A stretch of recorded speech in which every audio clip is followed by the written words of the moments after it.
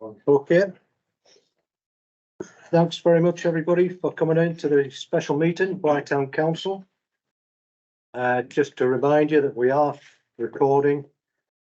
And can I have any apologies for absence? Councillor Jones and Councillor Humphrey. Yep. Councillor Barris. That's it, thank you. Remind people about disclosure of interests and grants of dispensations. Anything anybody wants to bring up? I've got nothing. Nothing. Okay. Can we note the minutes of the full council held on the 11th of January, the true record? Thank you. No action is outstanding for those previous minutes. Right, mayor's announcements. Two things just to mention tonight. The first thing, I'm going to hand over to Julie, who I've just asked to pop in and just remind people about the Ship's Bell presentation on March the 14th and just kind of update everybody on that. So thanks, Julie. Thank you. Yeah, so Thursday, March the 14th. I'm not sure if everyone's aware, but the venue has been changed. So we're now at Bede Academy. It was originally Sports Centre, but it's Bede Academy. Thursday evening, arrival from 6 and the presentation starts at 7 PM prompt. We had a really good meeting up at Bede the other night, and they're bringing along quite a lot of assets, so it'll be quite an engaging night. There's a military village, they're bringing a boat, they're bringing a gun, so it should be quite an engaging night. So the invitations have gone out, so you just have to click on a QR code, or if you've not got one, check with Ali, or if you need one for any other groups that you think we might have missed as well, check with Ali, because obviously we're working our way through, but there's a lot of crossover with people in different groups and whatnot. But yeah, so the Navy are now kind of in full swing organising it. But it sounds like it's going to be a really, really good night. And Bede Academy are absolutely thrilled and honoured to be hosting it. They're really throwing everything at it. They are so excited to have it. So it feels quite nice that actually it's moved venues. Yep. Yeah.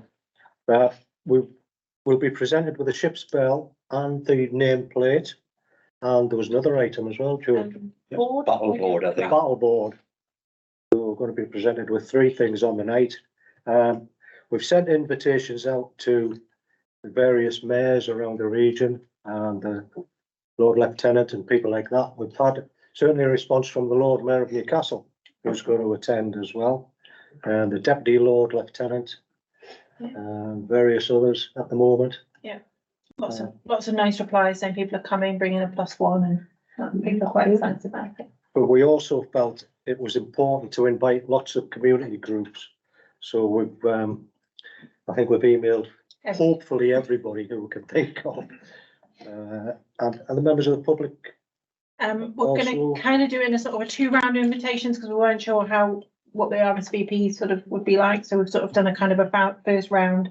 We'll see what the numbers are like, and then we can kind of do a second round of invitations. Yeah, because we've got a capacity of up to comfortably about 400 in the main hall, and 250 in the catering area. So we have got a sort of a limit. So we don't want to kind of oversell it. No. Fingers crossed, it'll be a great night. So anybody want to ask anything about that? No, thanks, Julie. Thank you very much. See you tomorrow. Right. Skate park report. Okay. Myself, along with Joe, Malcolm, Dave from Shred the North. Hi, Dave. You all right? Yeah, good. Thanks. Glad you could join us tonight. So myself, Joe, Malcolm, Dave, Jenny Daniels, Police Sergeant, met with 8 residents last Thursday who'd expressed their dissatisfaction, let's say, at the proposed skate park as a bar. So we listened intently to them. We noted all of the concerns. If there was anything really unexpected, perceived antisocial behaviour that's currently going on, but not connected obviously to any skate park. They didn't want it outside of their houses. They questioned the amount that was being spent on it. They mentioned lots of antisocial behaviour issues. They felt that there were sufficient skate parks in the town when you take into account the sports centre one, the existing one in Isabella, which is a ramp effectively in the skate park as such, and the one at Blyadale was mentioned as well. I felt that was sufficient. It was a difficult meeting. I think it's fair to say. It was a civil meeting. Nobody realised everybody was reasonably calm, let's say. But the strength of feeling was there for us to feel. Jenny replied regarding lots of the social behaviour incidents, perceived incidents. She did have a heat map there. When you look at the heat map of what's going on, very little what's being reported. Residents were saying there's a worth reporting things. A lack of reporting going on. Certainly, there's been an issue with the model when that was installed. Promised all kinds of things in terms of program, sports program. Alongside that to get the kids engaged, very much the same as what we were talking about the skate park.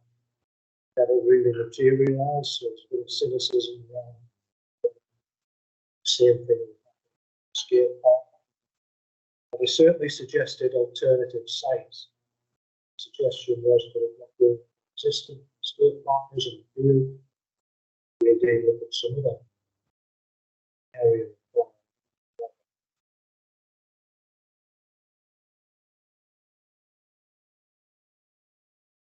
Dave, once the residents had left, we had a chat with Dave, and I think it's fair to say, Dave, you were quite concerned about the level of negativity from this group, and that could prevent in the future possibly grow. Yeah, that's that's correct. So I'm of the impression that although there was quite a small vocal group that's only going to grow, the more we kind of push this project in the current location that it's in, because they're all very adamant that they don't want it there, and they're only going to keep garnering support from other local residents that don't want it there, despite the fact that there's a vast majority of people who are quite happy with it there. But then we could also argue that the majority of people don't live there. So yeah, so that we need to take that into account. Yeah, thanks. I mean, one of the key things they did mention was their perceived lack of consultation. Yeah. You know, we put things through the doors, but unfortunately, I think this is a lesson that can be learned from our point of view, and we don't have any proof that we've actually put a leaflet or a consultation thing through anybody's door. So it becomes your word against them. You know, they may well have received it and had a quick glance and thrown it in the bin, like I often do with things I get through the door. But they were quite adamant that none of them had received any consultation about this. The first they knew about it was when we were up there putting the red and white tape out to signify where the skate park might be on the ground. So that was a key issue. I think that's it in terms of the meeting. Malcolm, George, anything? Yeah, I think so. You I think so, Mr. Mayor. No, I think you've summed it up. I think what you can't really get over to this meeting tonight is the strength of feeling that came through. You really would have to have been there to see it. Or if we had had a recording, which we haven't, you know, you would have known what it was like. Words don't do it justice, I think. So the thing for us to think about is how we move things on from here. One thing that was mentioned by Jake from Active Northumberland was the potential, possibly, of utilising the existing Blythe Sports Centre site, refurbishing that. That would involve an asset transfer from the county council to ourselves and be a fairly complicated process. So that was one option. The way I see it, we have four options. One, we carry on with our existing plan, which was agreed back in April this year. That's an option, and we take the flak, we take on board what people have said, and we try and manage it as best we can. Second option, we change location. We look at whether or not we can relocate it back on the Isabella Field somewhere, which doesn't impinge upon the football activity that's going on there and the new drainage that's been put in, etc.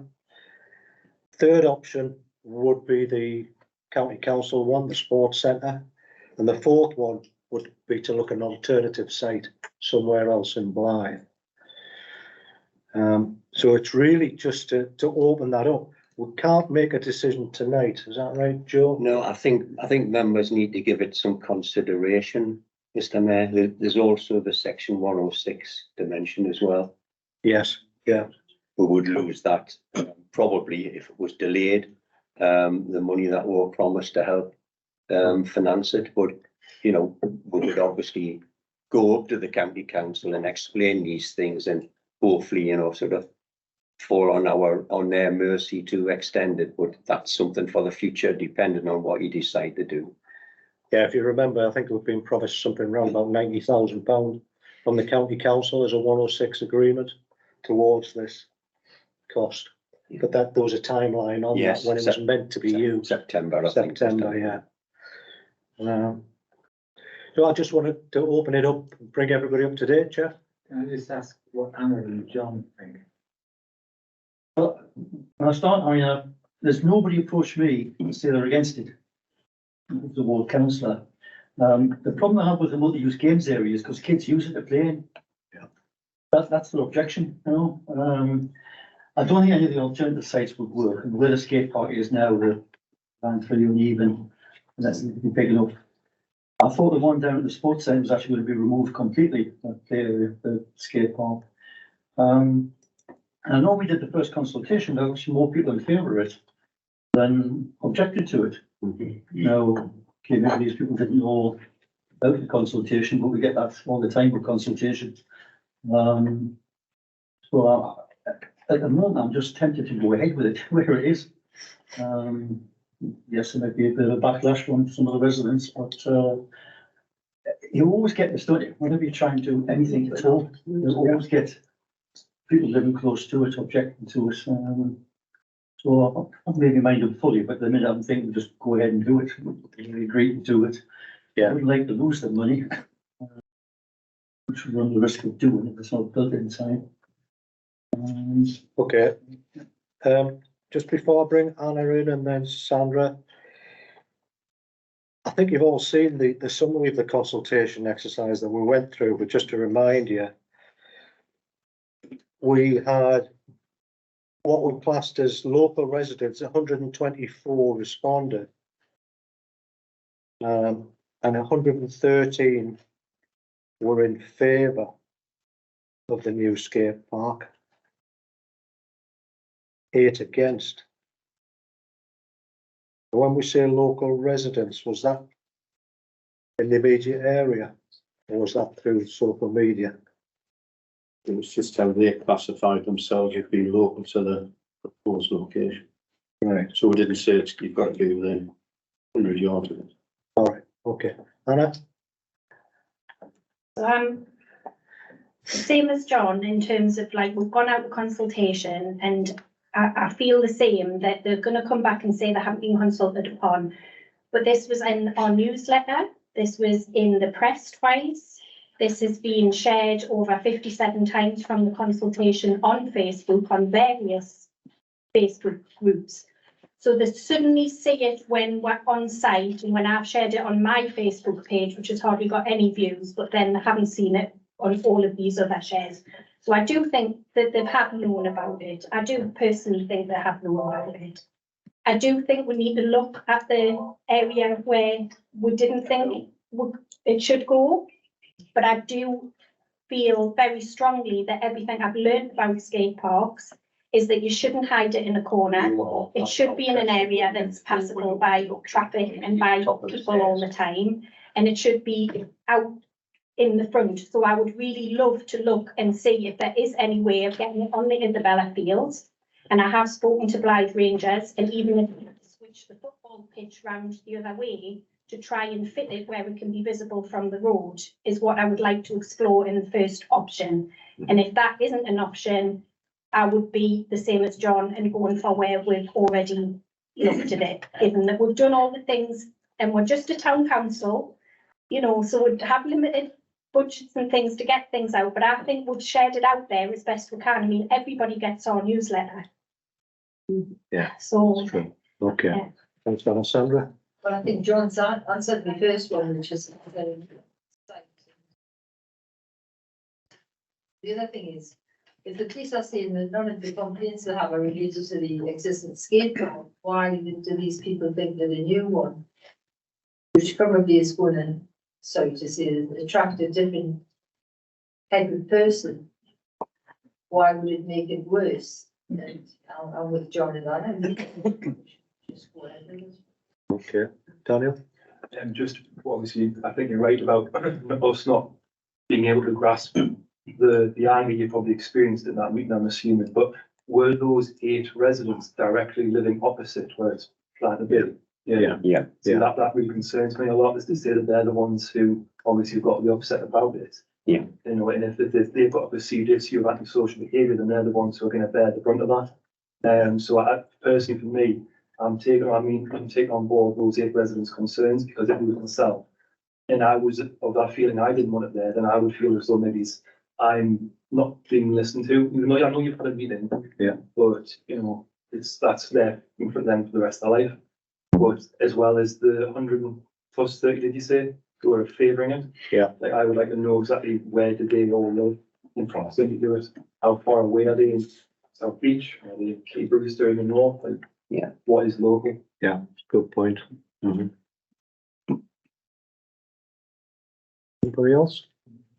Or just, you know, whatever John and Anna think is best is what I'll fall behind. But, you know, no trouble. But is there some mitigation that we haven't thought of that we can do across the, put a higher fence in, or, you know, put some kind of mound or shift stuff or whatever, if that's, you know, if it goes there, people don't. No, I'll have to tell Laura to say, but whatever Anna and John decide to do is what I'm gonna do. Yeah, I'll bring David on that one, yeah. Yeah, so my impression of the sort of disapproval was down to the fact that they have currently they're bearing the brunt of some antisocial behaviour, and they feel like the park's going to introduce more of that. Now, the idea behind the park is that we will be introducing the program of activities, and we will be trying to target people to use the park for what it's for. Obviously, they're not sold by this idea, because in the past similar things have been said. But when it comes to mitigation, it's really down to having a good program of activities and making sure that it's used for the right reasons. And that's just as important, if not more important, than the park itself, for everyone to see that it's been used as a force for good for the community.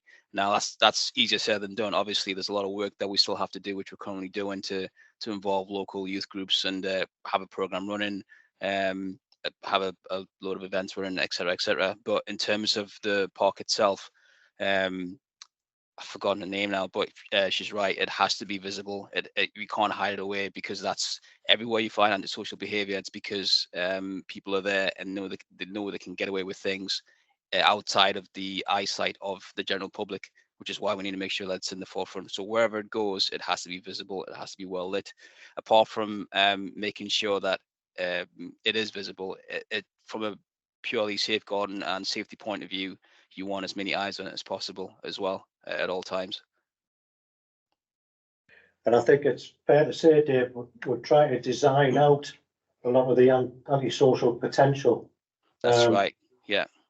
Yeah. So the highest point of the skate park is not higher than, I think, 3 or 4 foot. I can't remember exactly, but it's not above sort of chest height. And the seating as well is right in the middle of the park. The idea is that it is visible from all locations. So yeah, that's one consideration that we took into account. Thanks. Anna, and then Adrian, then Kath. I just want to acknowledge that I'm not dismissing the fact that these people have genuine concerns. No. You know, I'm not saying that that isn't real, but obviously a lot of it is perception. And, you know, that does become real as well. I've had my mum's been involved with similar issues with antisocial behaviour where she used to live, and it became just all encompassing to her, even though it wasn't happening all the time. So I'm not dismissing that they live opposite that, but we also have to think that this is a play and sport area designated for play and sport. So if it's not a skate park, it could be potentially something else in the future when we don't exist here as councillors. It has a play park there. It also has a mugger there. It's also going to have the car park on that side of the road. And to me, if you're trying to improve an area and make that area more visible and more welcoming and more safe, it's certainly where I would want my children to play if everything was together on one footprint. So I do acknowledge that the Isabella does have issues, and we had the same when we set up the Isabella Heat Volunteer Group. We had a lot of issues, and look at what Aileen, sorry that she's not here tonight to be able to speak up for that, but look at the change that we've made by making things more visible on the heat, by introducing those paths, by putting in a little bit of extra lighting. We have changed that area dramatically. So I think it's a shame as well that these 8 people would rather have it go to another area of Blythe rather than come to their own area where they're having these issues and can't see it as a positive. Yeah. Adrian? I was just wondering, how far is the skate park from the closest houses? That's what I was wondering, because they were going to put these sound things around it, onto that. Yeah. Can you remember exactly how far the distance from houses? Anna's got it. That's probably But I think it's about 15 metres one way and about 20 towards Heppel Court, and it'll be further towards Inglewood Close. Just, I thought it was, to me, it seems far enough away that there wasn't going to be that much noise and anything like that, so I can't see them here as much. Well, it's going to be the relief road as well, you know, that'll have more noise than the skate park. Yeah. Kath?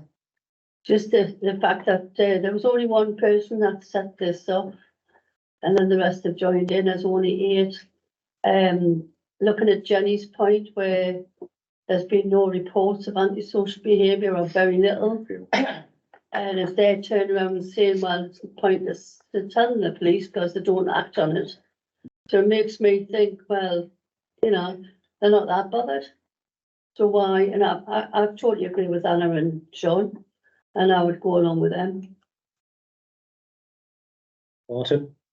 Yeah, I think it's interesting to see that in the past when we've, for instance, when we moved the park roadway, you know, Yeah. and initially it was the people that were living closest to it that were up in arms.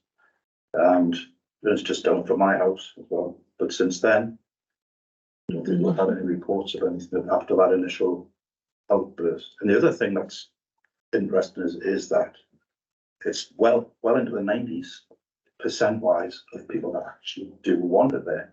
So even if you've got a few people that are loud saying they don't, should we not be listening to those 90-odd people and 90-odd percent of people that actually say, you know, this is all right, that they're happy with it? Yeah. Sandra? Well, it's a couple of things. It's going to be quite well lit, which is going to make it harder for antisocial behaviour. But honestly, it brings into perspective the fact that we should be expediting getting police onto the CCTV so that at least they've got real time. If there are issues, they can get the offenders there and then rather than have to go through us and get it. So that's maybe an issue that needs addressing along with this. And also, I think the skate park that is not very well used as a skate park. There's going to be lots more people there who are actually there for a skate park and causing trouble. So I think they're going to be policing it in a way because they don't want their facility spoiled. So, I mean, it's a shame that you couldn't turn around to see the plus benefits of the skate park rather than the downsides. So Yeah. that's just. Well, I think to be fair to the residents, they were all aware of the benefits of a skate park to young people. They just didn't want it outside of their house. I mean, like the benefits that it brings, like the lighting and the CCTV. Oh, yes, yeah, we mentioned all of those as well, yeah. Daniel? These 8 residents, was it up, is it just 8 houses, or is there any more that face it who didn't come forward to be involved in this discussion we had? No, it won't be 8 houses, it'll be more. No, you know, some of them were from, you know, 2 people from the same house, but, you know.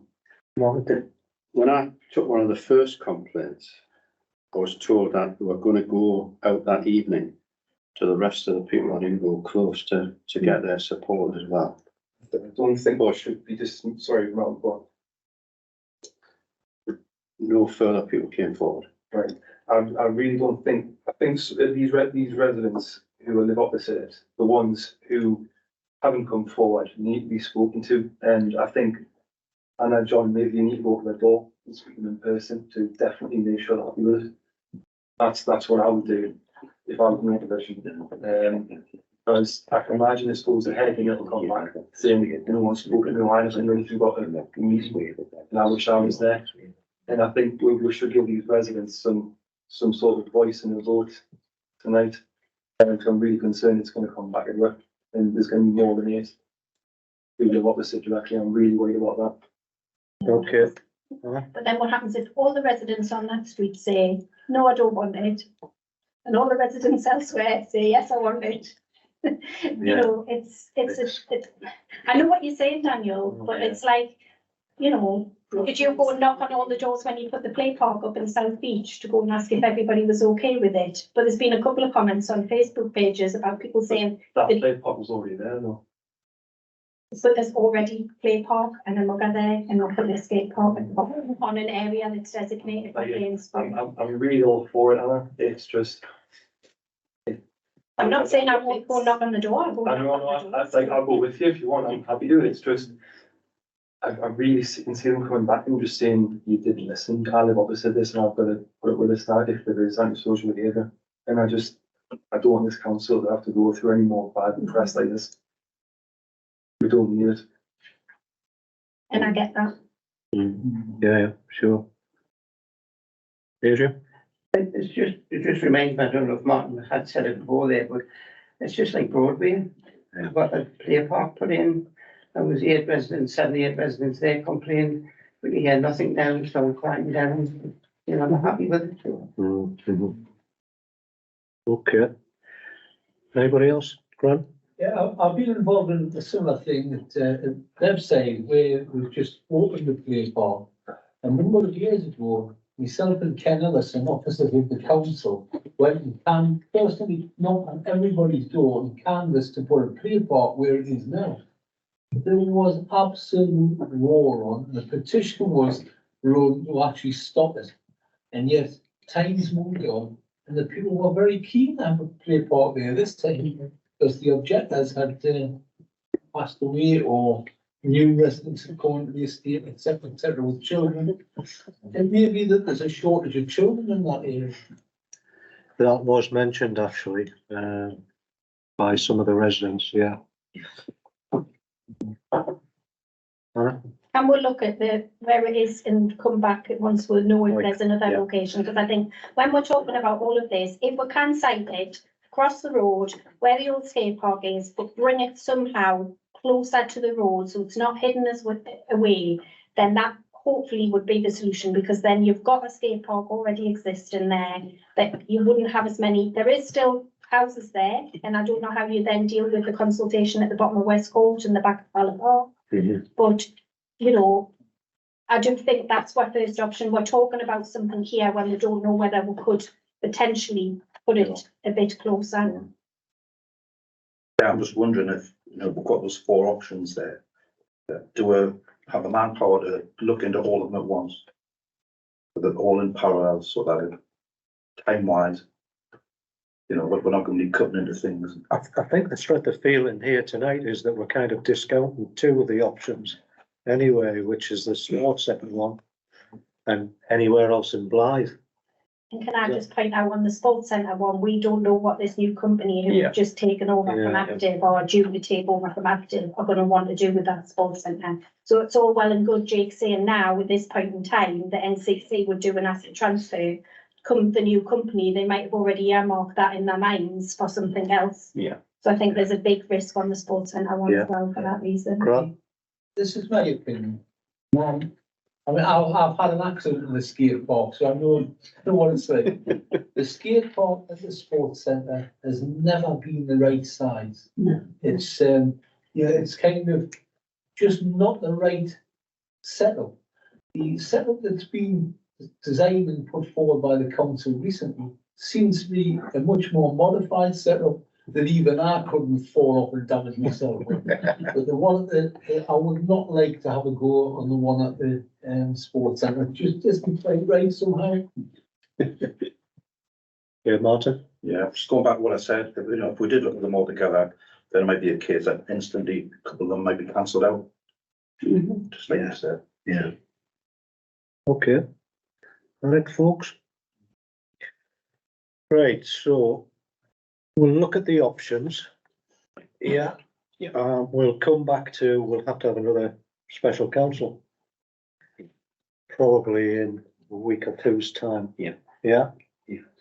To make a firm decision on how we take this forward.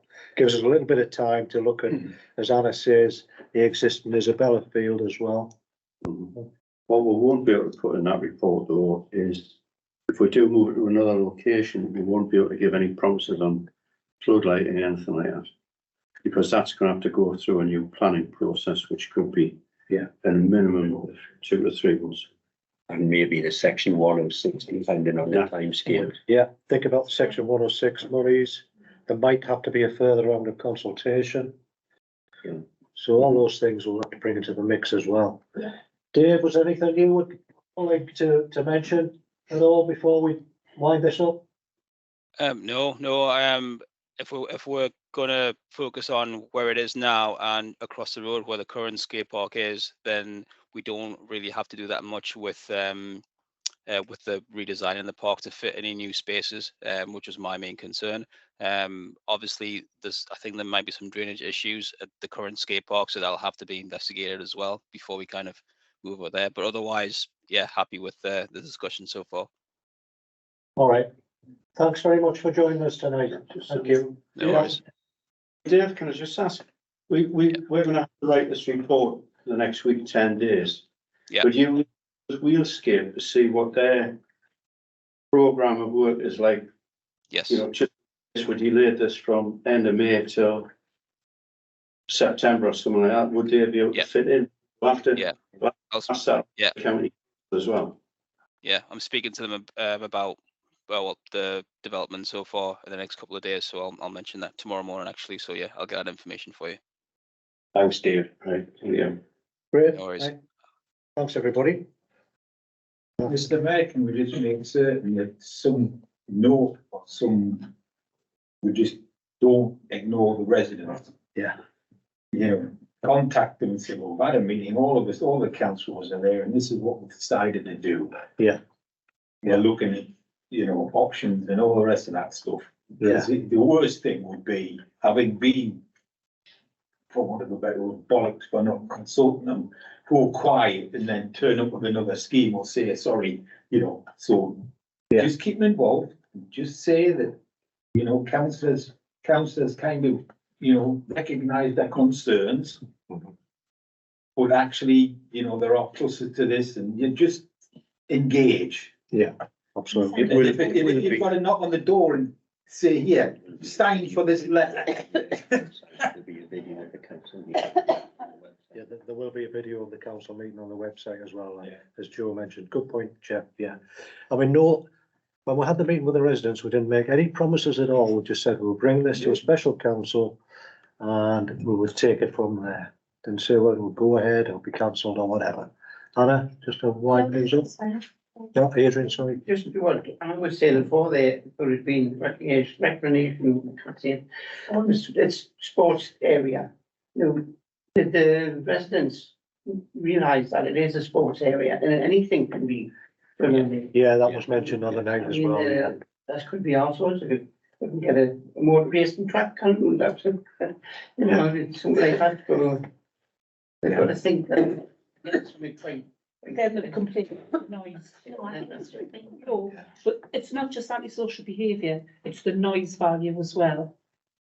Chair, just echoing what I said earlier and what Jeff's just said there, we are, as elected members, gonna have to start getting better at speaking to our residents in face to face on the door, because we do social media, we do press releases, we do leaflets, but we still get bad press about it no matter what we do. And until we start going out and knocking on the doors, we can't be certain that what we're doing is the right thing. So new parks, new whatever we're putting in place is directly opposite someone's houses in a circle or square or a corner, whatever. We're going to have to make sure we get these people out the door. And as you said, Jeff, get a yes on one side and say, oh, you're for this. We've got that representation to bring back to the committees to say, we spoke to this member of people in the house, this is the percentage and the rate. And then no one can come back to us and say, we did not speak to you, we definitely did. Yeah, absolutely. Yeah, I think we recognise the issues around consultation that we need to firm up on, let's say, and be able to prove that, you know, we have consulted. Yeah, good point, Daniel. Right, thanks, everybody. Right, we'll move on to. Dave. Dave the North, put his hand up. Yeah, thanks, Dave. That was the goodbye. Oh, was it a goodbye? I thought it was. Right, we'll move on to item 6 on the agenda, which is a decision report, rent abatement request. Move the recommendation, Chair. I think we're going to give people a chance to have a chat about it if need be. Malcolm, you did the report, can I summarise? We had a meeting with residents and they brought up a number of issues on one of the sites, but one of the main things was in the current climate, they would like the council to consider not charging rents for the 6-month period April to October. In the report, it'll cost us some £25,000 to do that. Right. Made up of £21,000 loss of income, plus the £4,000 that we are committed to pay the associations for them to manage and administer the site. So that's how we get a 25,000 not on effect there. The consideration of that, you've also got to bear in mind that we do charge other rents as well to storeholders, for the carnival, for the Blythe Live and things like that. So that runs into a good few £1,000 now as well, you know, possibly about, you know, £5,000-10,000. So that's the effect of agreeing with their request. Question, Chair, it's a question and not a statement. Could somebody tell us what the rent for a standard allotment is? Yeah, it's about £105. Yeah, Yes. so it's under £200. Yeah. I think if we were to go ahead with the allotment holders' recommendations, it would require a major, as it says there, a major policy change for us. Sandra? I was at the meeting and I was astounded that anybody could even consider that we would consider this. I could have fallen off my chair. I mean, it is really a peppercorn rent, isn't it? Yeah. And I'm just so, I'm so far against this that I couldn't be more against anything in my whole life. So Okay, anybody else? Chip in, John? I mean, for the last few years, we're only just about breaking even on the allotments now, and we were losing a lot of money beforehand. Gradually increased the rents, we're only just breaking even, and the bowling situation gets sorted out, like it's going to cost a lot of money, I would think, but yeah, I'm just, I wouldn't agree to it. Yeah. I would agree to the recommendation. Yeah, it's a good point. We are looking to invest in our allotments as well. Okay, so, I'm, I'm surmising we resolved to implement no changes to the policy of collecting allotment rents for the period April to October 2024. We all agreed on that? Yeah. Agreed. Thank you.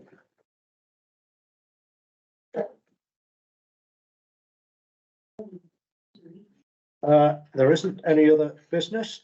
The next meeting of the full council will be held on Thursday, the 9th of May. Public question time at 6 o'clock. All right, thanks, everybody.